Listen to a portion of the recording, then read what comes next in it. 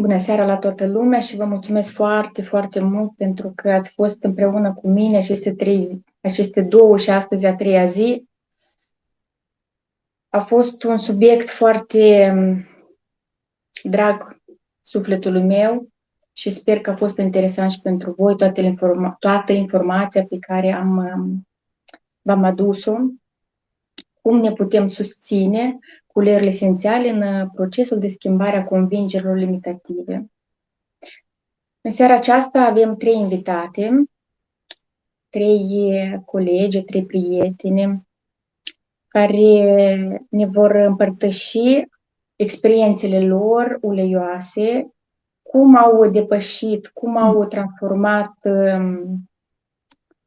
convingeri limitative folosind uleiurile esențiale. O invit alături de noi pe Alexandra. Bună seara, bună! Intrăm în pâinii direct? Bună seara, Mă mulțumesc, bucur mulțumesc tare pentru... mult!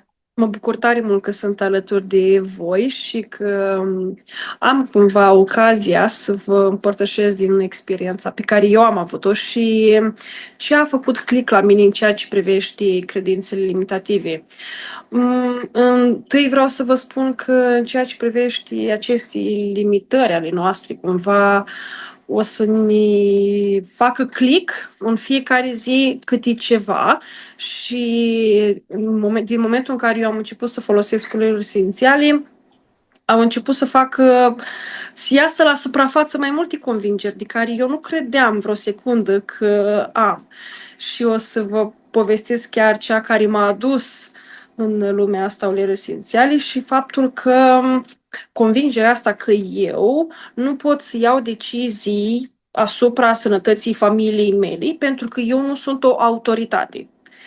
Și cred că foarte mulți dintre noi am trecut prin limitarea asta și pentru că ne-am lăsat pe noi în jos, nu am reușit cumva să ne căutăm mai multe informații din sfera asta a sănătății și cum noi putem să ne ajutăm fără să trebuiască să fim acreditati în vreun fel.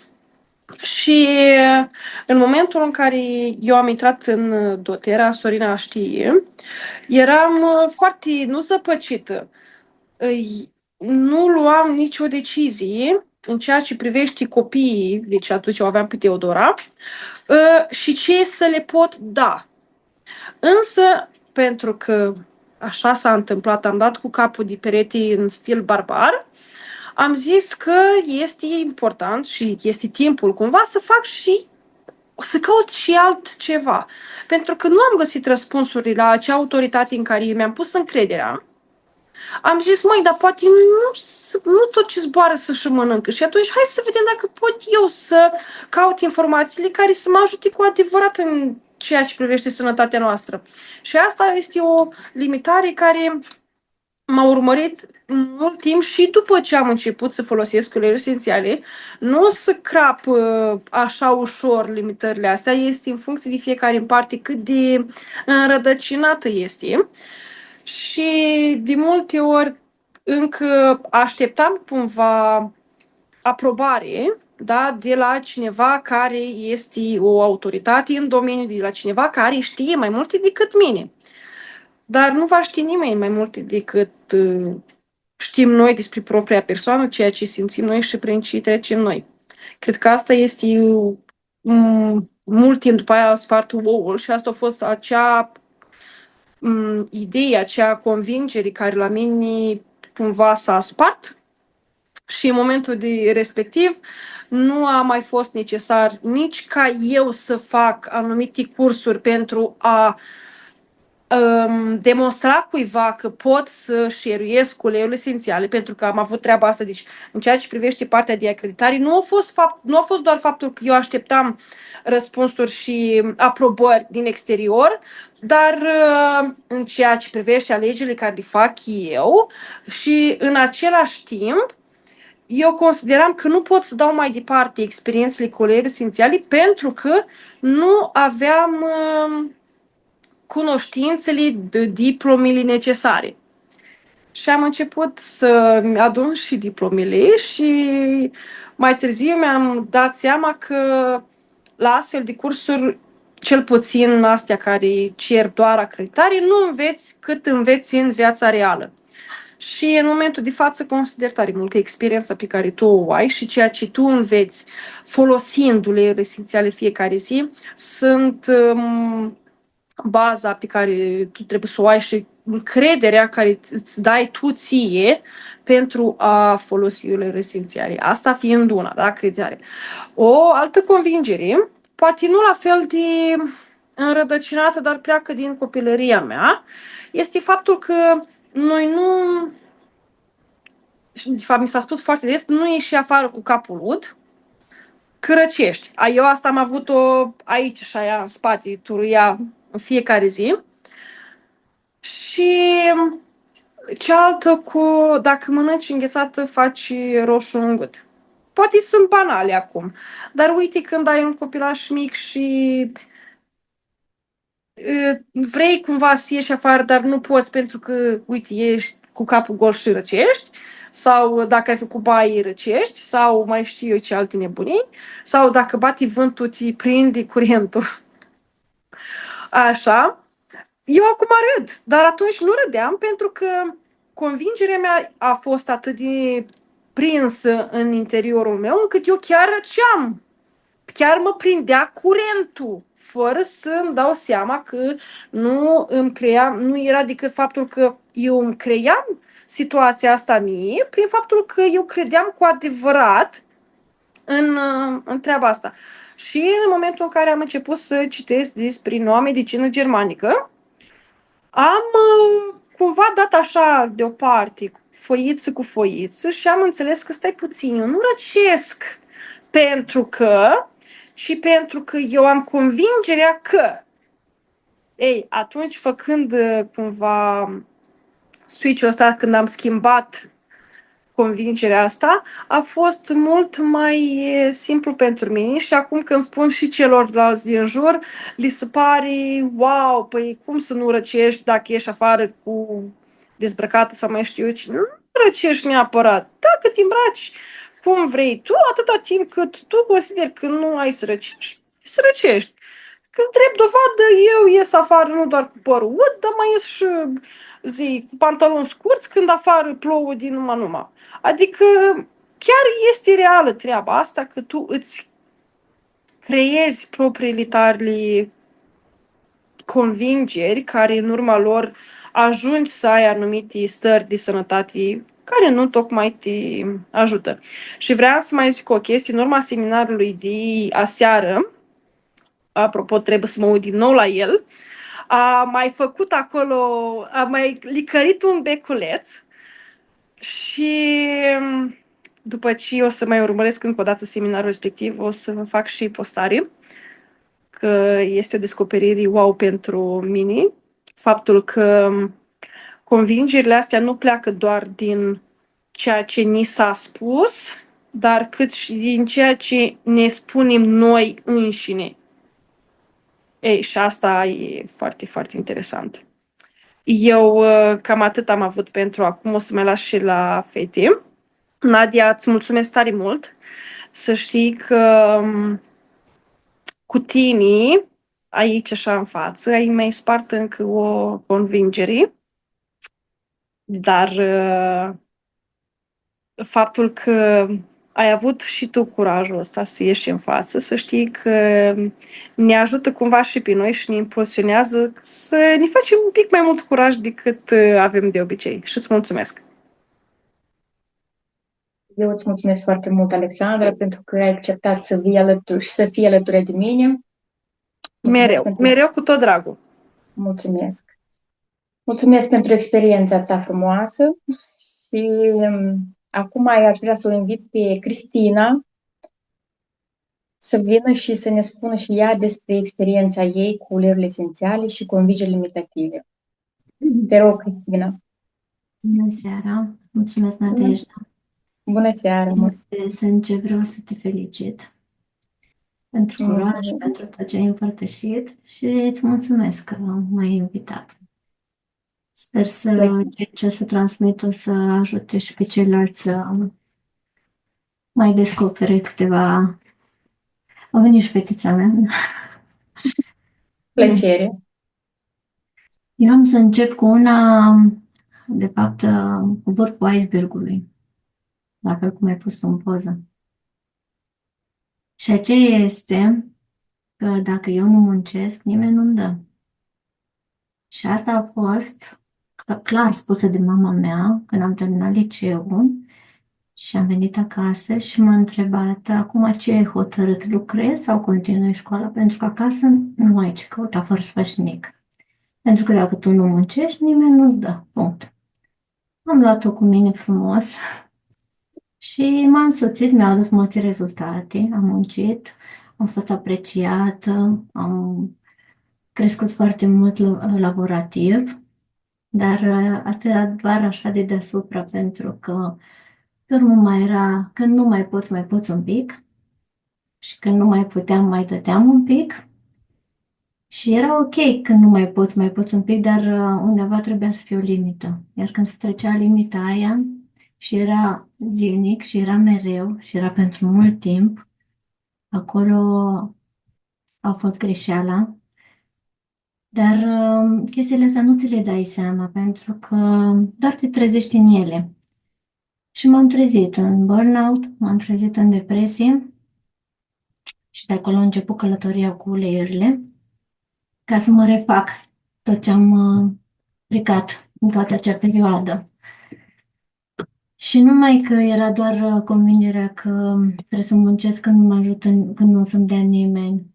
Practic, eu plecând în afară, acolo a început momentul să nu mă mai simt în siguranță. Acasă aveam de toate. Banii cheltuiam, nu aveam grija plății chirii sau altor chestii. Dar când nu mai ești acasă și deodată te trezești cu niște responsabilități, tu știi că trebuie să muncești și nu te mai gândești dacă poți sau nu. Cauți să faci ceea ce ai de făcut. Și da, 5 ani în Italia, pe urmă începe din nou de la zero în Germania, încă 9. Deci a fost cam mult traseul ăsta. Și acel puțin s-a lungit pe vreo 15 ani. Dar în ultimii 3 ani, cu ajutorul uleiurilor, am reușit să construiesc și am început să construiesc bine și sănătos. Și de curând, trecând și eu prin cursul cu legile universale și credințe limitative și am intrat mai profund, am deschis cutia Pandorii acolo. Și când deschizi cutia Pandorii, fără să ai cu ce să te susții, cum ai zis și tu, e foarte greu.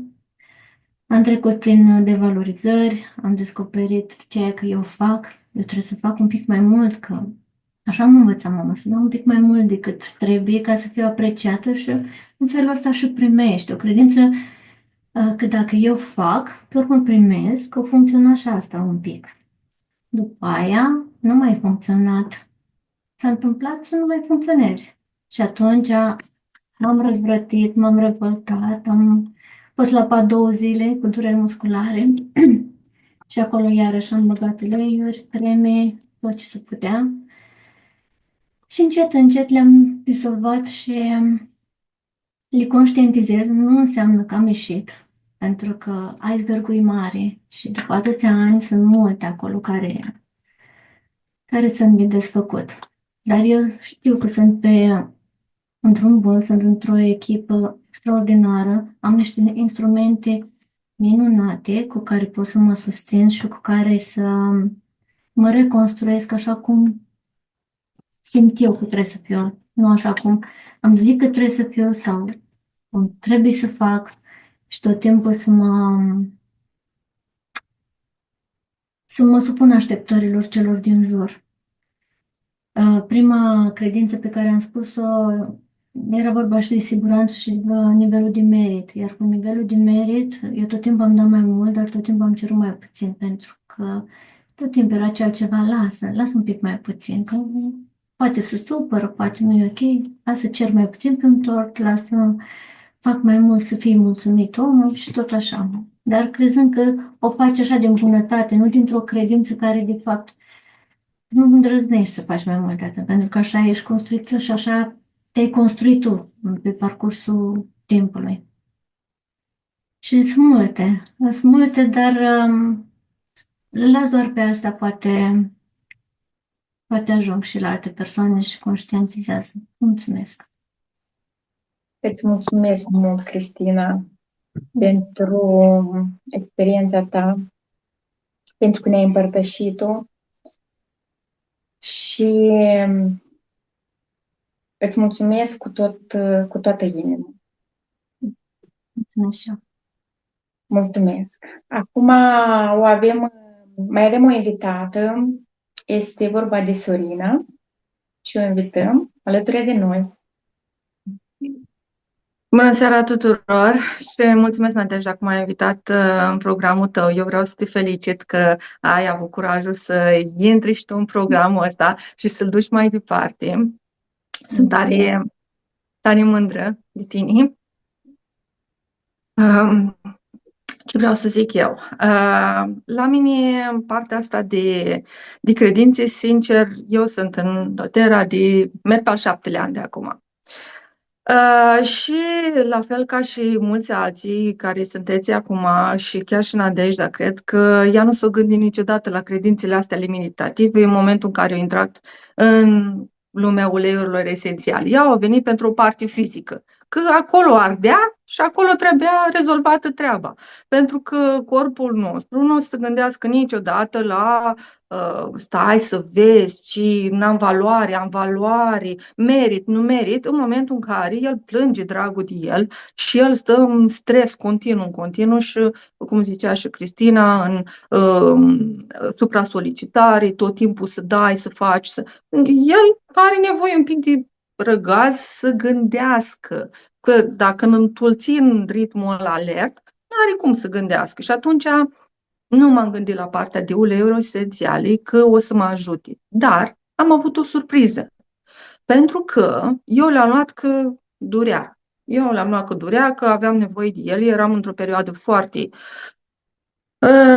provocatoare, să zic așa, din viața mea. Tot la fel cum zice și Cristina, într-o țară nouă, luat totul de la capăt și chiar aveam nevoie de ele pentru nivel fizic. Dar surpriza mea a fost că m-au impactat și la nivel emoțional, mental și mult mai mult de atât, în sensul în care m-am auzit, cred că a fost pentru prima mea oară în 36 de ani de viață, în care eu am reușit să mă observ. Să observ ce în capul meu. Ce zbucium e acolo. Pentru că până atunci doar era mintea care tot forfotea, tot venea, tot cu idei, tot cu aia. Dar niciodată eu nu am avut claritate sau momentul ăla în care să stau și să ascult efectiv ce spune, nu neapărat să acționez la ceea ce spune. Că noi de multe ori acționăm la ceea ce spune. Și pentru mine asta a fost wow.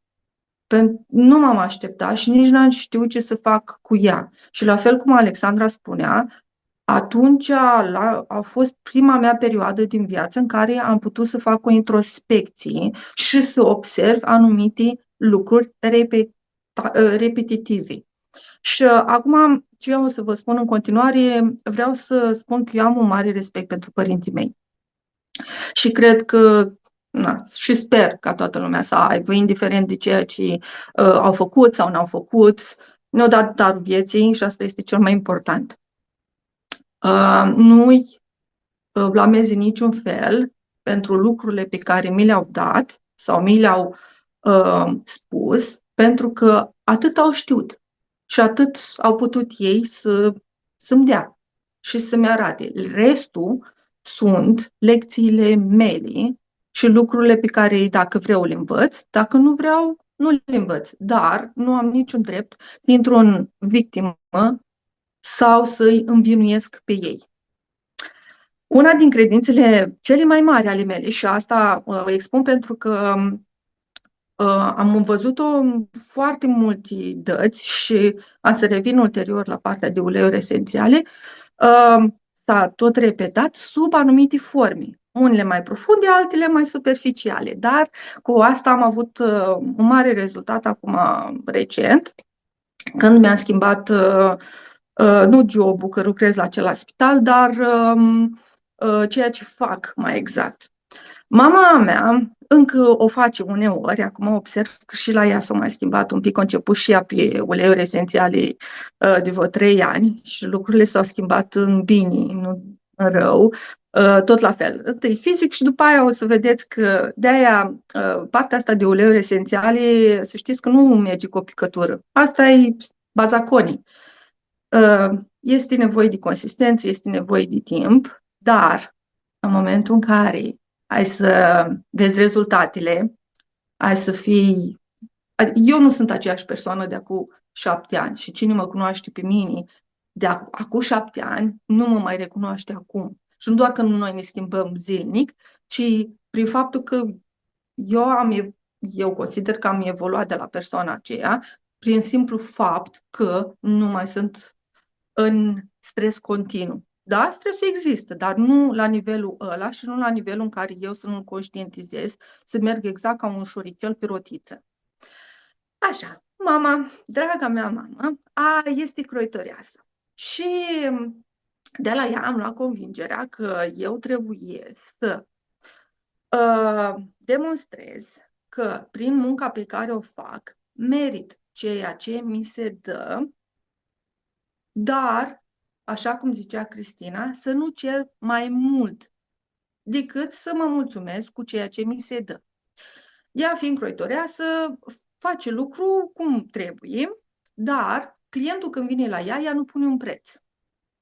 Ea zice, ei, lasă că vedem noi la sfârșit. Măi, și ea să chinuie. Își face meseria, că asta au făcut o școală, să fie cât mai bine, cât mai perfect, că de la ea și perfecționismul, să fie totul bine. La sfârșit, omul, dacă este mulțumit, o să-i răsplătească efortul ei. Și ea spune ce a făcut, care a fost procesul, care, vă dați seama că 80% din clienții ei, 90%, n-au habar de croitorie. Ea putea să facă jumătate din ceea ce a făcut și să ceară același preț. Dar, totuși, ea nu face asta.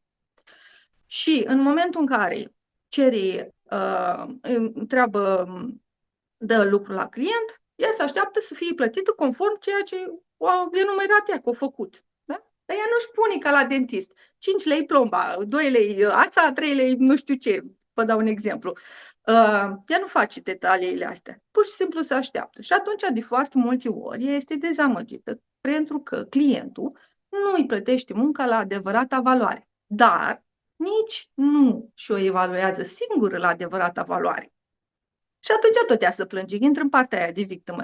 Oleu, nu mi-a dat, nu m-a apreciat, nu am să mai muncesc cu clientul respectiv, cu toate că vin alți clienți cu aceeași chestie. Ei, în cazul meu, Alexandra zicea, eu nu sunt o autoritate. Eu m-am dus mai departe, că ea nu era o autoritate. Eu am devenit o autoritate, în sensul, am făcut o școală ca să pot deveni o autoritate în ceea ce fac eu, în ceea ce mi-aleg eu. Și nu numai, am făcut foarte multe cursuri tocmai pentru a demonstra că eu sunt o autoritate, dar nu le-am pus în practică, că, ce să vezi, trebuia cineva să vină să mă împingă să-mi dea adevărata valoare, pentru că eu nu pot să-mi dau valoare, cei din exterior trebuie să-mi dea mie valoare. Aici a fost convingerea mea. În luna decembrie s-a evit un post la spital, care un pic era chiar pe placul meu, în sensul în care nu mai trebuia să mai fac nopți, pentru că 6 ani de făcut nopți mă obosiseră cumplit. Făceam de 2 în 2 săptămâni nopți și mi-am dorit foarte, foarte mult. Chiar credințele sunt atașate de o emoție în spate și cu cât de mult emoția aia o să fie mai puternică, noi o să ne autosabotăm și o să reluăm emoția respectivă și o să confirmăm prin emoția respectivă. Ai văzut că așa-i? Și creierul o să facă chestia asta. S-a evit postul respectiv. Mi-am dorit foarte mult. Am zis, Doamne, abia aștept să scăp și oditurile astea de noapte, trebuie să găsești o soluție prin care. Și Dumnezeu, surpriză, soluția a venit. Dar, cum a venit soluția? Soluția a venit cu să fac mai multe zile la spital cu un program mai scurt, ceea ce ar fi însemnat, și fără weekenduri, ceea ce ar fi însemnat bani mai puțini. Acum, ca și ceea ce fac, mie este în ceea ce fac, eu vreau să fac nu numai bine, dar vreau să aduc și contribuții. Că despre asta este lumea asta. Tot ceea ce fac să aduc o contribuție în mediul în care lucrez eu, către pacienți. Eu sunt pro-pacienți pentru că cred că ei, fiind într-un spital mental, sunt acolo într-un mediu care au nevoie de mai multă susținere decât ceilalți dintre noi. Și atunci tot ceea ce fac, depun foarte mult efort ca ei să fie susținuți. Era partea asta de susținere, foarte multă. Nu mai erau nopțile, erau doar zile, ceea ce e foarte bine, dar erau bani mai puțini. Și atunci am stat și am moșmogit-o și am compănit-o și am pus-o în toate chestiile, am zis să aplic, să nu aplic, să aplic, să nu aplic. După care, la un moment dat, mi-a venit mie. Am avut așa o săptămână în care eu tot am folosit, am zis, băi, trebuie să am ceva cu motivare, cu energie, din astea. Și am luat-o și la mine, portocala este favorita mea, este uleiul la care te duci să-ți dea energia aia, să-ți dea claritate, să-ți dea zvâcul, că te duci după aia sus, jos, dar mie îmi trebuia zvâcul. Am luat portocala, am luat niște tămâie, o săptămână întreagă și am tot moșmogit-o, să văd cum o dau, cum o fac, cum o învârt, ca să aplic la jobul ăsta. Și mi-am făcut curaj într-o zi și am fost aici în Anglia, te poți duce la manager să-ți expui gândurile. Se cheamă superviziune. Și m-am dus la manager și am zis, uite, eu îmi doresc foarte mult poziția asta de aici, dar și mi-ar face foarte mare plăcere să-mi aduc aportul și să susțin pacienții mai mult decât o fac acum.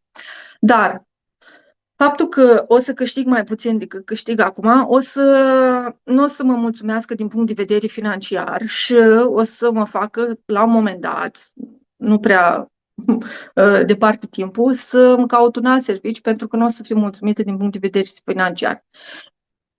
Aș vrea să negociez, să vedem cum să facem să fie bine pentru ambele părți. Că tu știi valoarea mea, ți-am demonstrat în ăștia 6 ani, eu îmi știu valoarea mea, știu ce impact aș putea aduce, dar vreau să negociem și partea asta de salariu, că se poate, în sensul în care să mi se dea o zi din weekend în care noi, ca și asistenți, suntem plătiți cel mai bine și atunci eu aș rămâne cu salariul normal și la care încă eram, încă un pic mai mult, și să-mi scoată o zi din cursul săptămânii. Mi-am făcut curajul pentru că am zis, până la urmă, eu n-am nimic de pierdut. Afară din serviciu nu mă dă.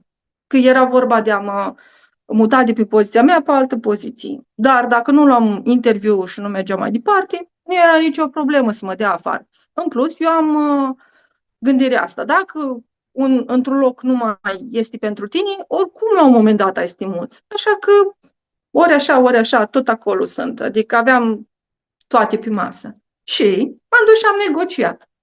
Și a fost mai mare surpriza că mi s-a acceptat. Și atunci am rămas foarte surprinsă de ceea ce...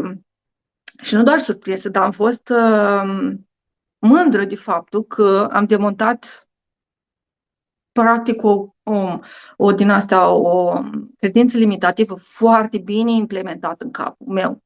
Foarte bine și înrădăcinat așa, să fie bine.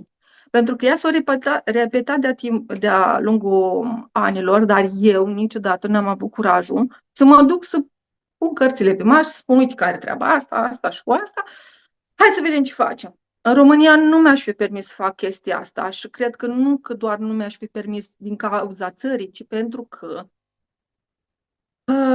cred că se poate face și în România. Doar că acolo nu aș fi fost pregătite, nu aș fi avut experiență după experiență și calmitatea pe care eu am obținut-o în ăștia 6 ani, aproape 7 de acum, de când folosesc uleiurile esențiale.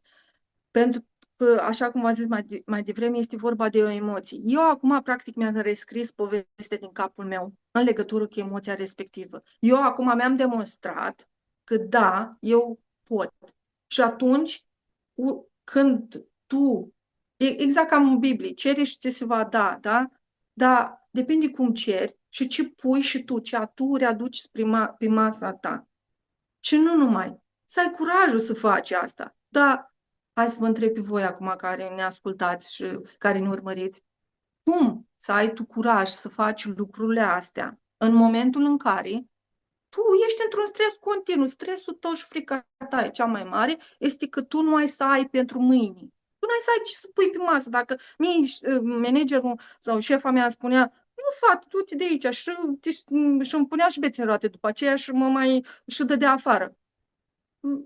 Acum, nu știu dacă s-ar fi întâmplat asta, da, poate aș fi suferit, dar nu cred că s-ar fi întâmplat pentru că contează foarte mult energia din care tu vii, vibrația cu care tu aduci lucrurile. Și da, uleiurile esențiale au partea asta de vibrații care ajung la creier și la toate astea, pentru că o să ne vedeți acum, dacă oamenii care o să intre la partea asta cu credințele limitative, chestii trend, că nu este trend, bă, ce baza pune, mai uleiurile astea, dar chiar pentru toate sunt bune, să fim serioși un pic. Deci mulți o să vină cu niște de astea.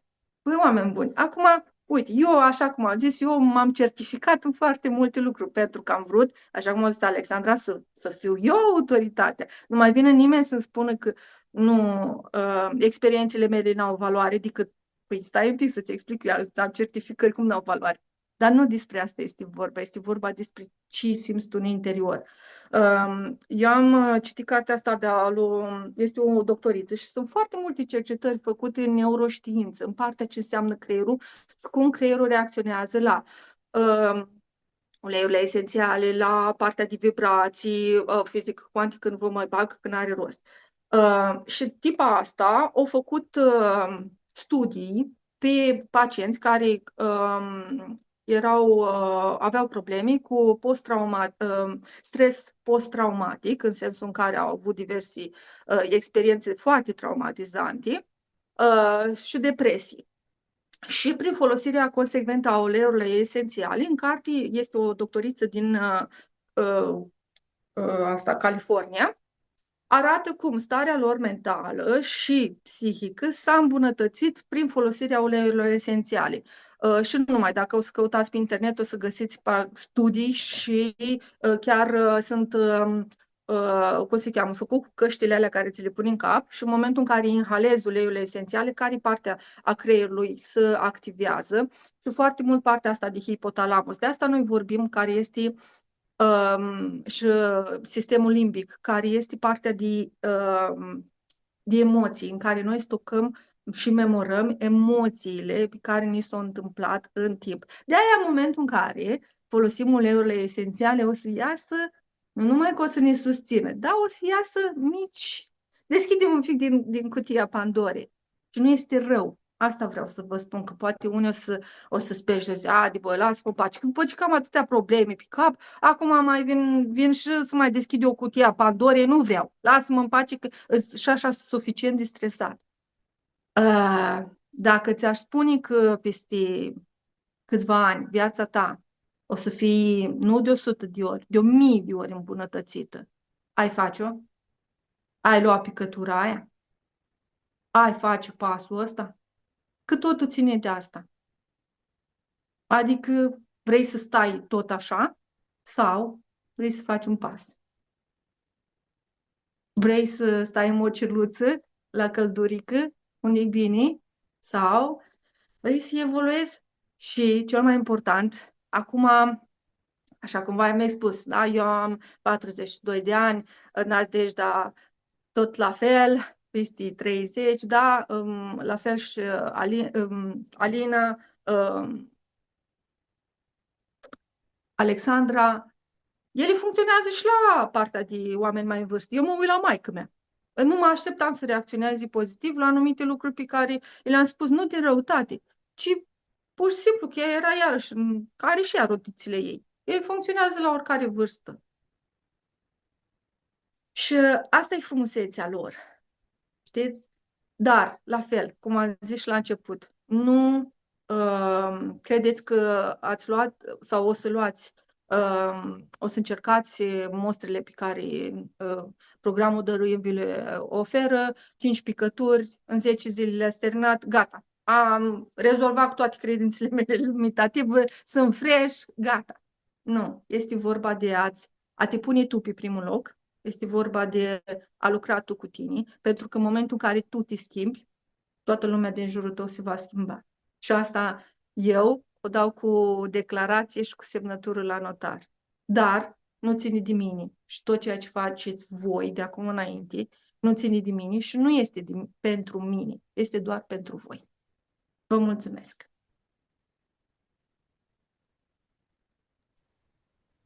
Mulțumesc mult, foarte, foarte mult, Sorina. Îți mulțumesc că ai venit și ne-ai împărtășit experiența ta, viziunea ta și vreau să mulțumesc la toată lumea pentru că a fost alături de noi și vă așteptăm cu drag și luna viitoare la o nouă ediție unde Lăcrămioara o să susțină o temă nouă care se numește acnee și programul nostru nu se oprește aici, el continuă în fiecare lună, așa că vă rugăm foarte mult să fiți mereu alături de noi. Eu vă mulțumesc din suflet pentru că ați fost alături de mine aceste 3 zile și acum am să închid înregistrarea și vă voi ruga să rămâneți cine o să vrea pentru întrebări și răspunsuri. Mulțumesc!